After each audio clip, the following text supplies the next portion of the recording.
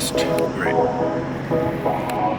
So yesterday, I'm driving home. I was actually driving through Baltimore City, and as you all know, city streets are horrible. And there's a pothole. I hit the pothole, and all of a sudden my check engine light came on. So we gotta go home and figure out what it is, what's causing it, and hopefully fix it today, because I hope it's not a really big issue. Fingers crossed. We still have the E30 that we were supposed to work on today. We were supposed to be cleaning up the carpet, painting the carpet, and then painting some of the other interior pieces, but I don't think we're gonna get to that today. I wanna make sure that we get this fixed, get this check engine light gone, make sure that the car is okay, because this is my daily. I need to make sure that this car is okay so that I can drive it.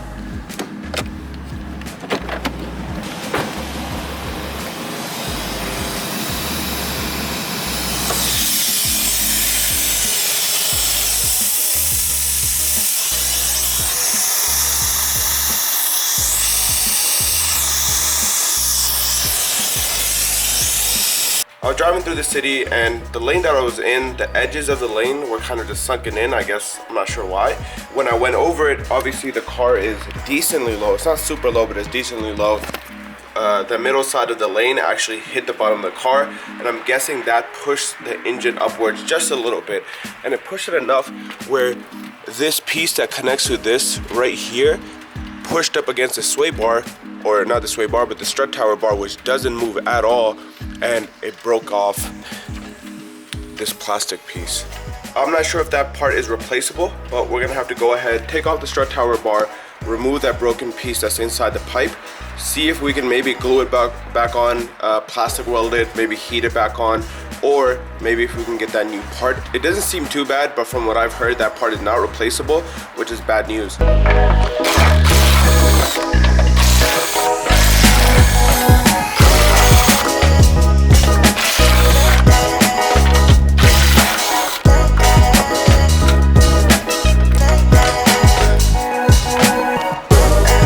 This hose connected from this oil catch can down to this right here, and this is the hose connector off the PCV valve that snapped. So this was stuck in here. The only way I could get it out was by cutting the actual hose, but it shouldn't be too bad because the hose is long enough to go put back on. But what I'm thinking now is we put some epoxy on this, get it stuck back on there, and then from there we use this little plastic welding kit just to get it all tied back in so it doesn't break off randomly again.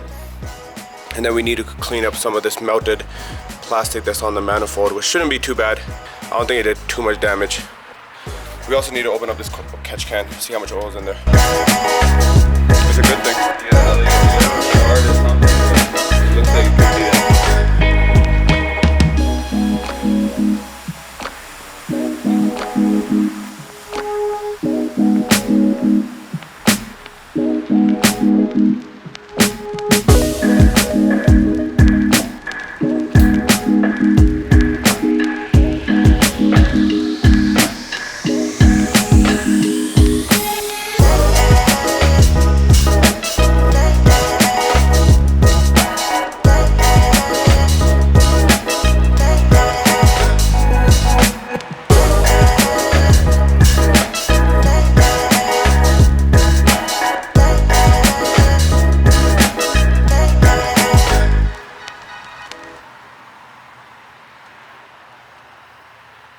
So we got the epoxy resin on, or the plastic weld on. Now I just put some tape around it so it holds it in place. Let it dry for a little bit, and then in about 30 minutes we'll come back. You can see this little gap on the top right there. So what I'm gonna go ahead and do, this comes with some extra black plastic as well as some black mesh. I'm gonna take some of the black mesh and heat it up in there just to reinforce it, and then cover the entire gap with this black plastic. And this thing should be good as new. Hopefully it doesn't break again. I don't think I'll hit a pothole that big again. And now we know. But this is really the most random thing that can happen. Like, how does this small valve that's not replaceable just snap off when you hit a pothole? Like, I understand how it happened, but the fact that it did happen just pisses me off for some reason. Like, it's so dumb. And like I said before, we were actually supposed to be painting the carpet today, as well as this piece and these two small pieces, as well as those speaker casings. Get all of that painted up so it's black. And then we also have the little carpet piece that goes right between the floor and the top of the seat, so that as well. We're gonna give it another 30 minutes or so, let everything dry up properly on the plastic weld, and we're just gonna go chill inside, I guess. Come back when everything is nice and solid.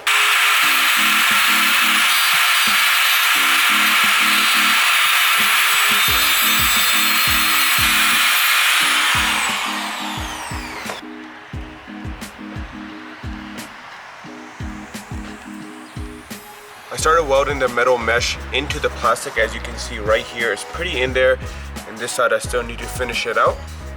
Once we get it in there, we're gonna go back, reinforce it with some more plastic, and make this thing nice and sturdy. And once we're all done this, it should be even stronger than it was before, which is a good sign.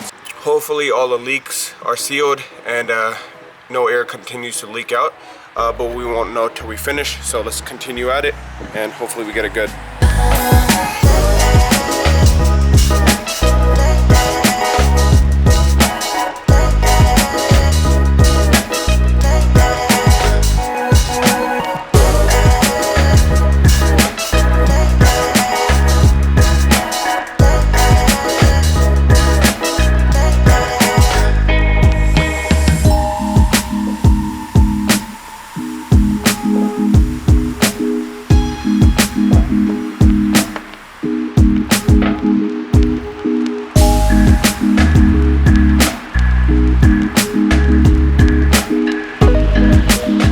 Just like that, we got it all welded up.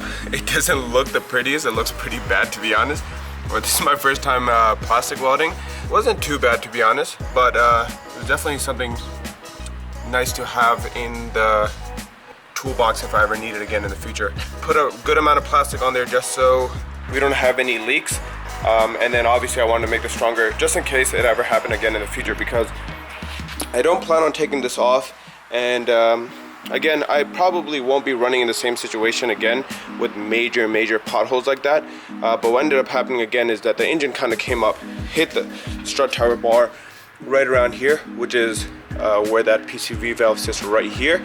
And it hit that and then it snapped.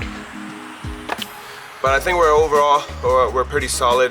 The only issue I can see of happening is that it might leak from right here in the bottom where I haven't plastic welded. But I'm hoping that's not the case, and we should be good. But overall, I have faith that this should work. Let's throw this back on, shut the car up, and hopefully this engine light is gone. If it's not, I'm gonna be real upset. So now we got it on. Let's go turn the car on and see if the engine light is gone.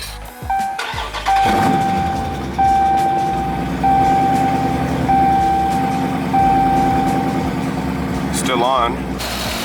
So I pulled the hose off and the car jumped from 650 RPMs to about 700. And once I put it back on, it dropped again back to 650, maybe even less than that. So I think it's currently at, 650. So the car seems to be running fine. The engine light is still on. I'm thinking I'm gonna take it for a test drive. Before that, I need to clean up all this, put the strut tower bar back on. And then hopefully when the car is running again, it can kind of tell the ECU like, hey, I think it's fixed. I can't seem to see if there's any leaks or not. It doesn't seem like it. The only way to tell right now would be if I had some smoke or something and I blew some smoke into it, see if maybe the smoke gets pulled in anywhere. So I tried the smoke trick, nothing happened. None of the smoke was being sucked into the engine bay, which is good. So let's go ahead and take it for a test drive. Hopefully that fixes it. If not, we're gonna have to reset the ECU, unplug the battery, whatever, and see if maybe the engine light goes away that way. So I pulled over on the side of the road. The car seems to be idling at between 638 and 660 at a constant rate. Like the car doesn't feel rough at all. As you can see, the needle is not moving. 638. Average idle range for a Dodge Charger should be between 600 and 800. So I'm not feeling any issues, I'm not seeing any issues, but the engine light didn't turn off just yet. So I'm thinking I'm gonna go home, disconnect the battery, hopefully that resets everything, and then see if that does the trick. So it just got dark out. I just came back from another test drive. What I went ahead and did was I unplugged the battery for about 10-15 minutes, let the car completely drain out of power. Then I plugged it back in and luckily the engine light was gone. I actually took the strut tower bar back off and plastic welded the bottom of that little hose connector just so the entire thing was completely re-welded. Took the car out for a drive. I didn't hear any noises. Engine light didn't come back on, which is a great sign, so I'm happy. I'm not sure if it's gonna come back up. When that hose first broke, it took about 45 minutes of me driving for it to turn on. But again, fingers crossed, hopefully nothing happens and we fix the issue. The car is sitting and working just like it should be. There's no weird noises or there's nothing wrong with the RPMs. Throttle seems fine, so hopefully we're all good. But stick around to the next video. We're gonna be working back on the E30 in the next one, so we're gonna go back to our regular scheduled programming and get this thing fully one step closer to being done. So stay tuned and I'll see you on the next one. Peace.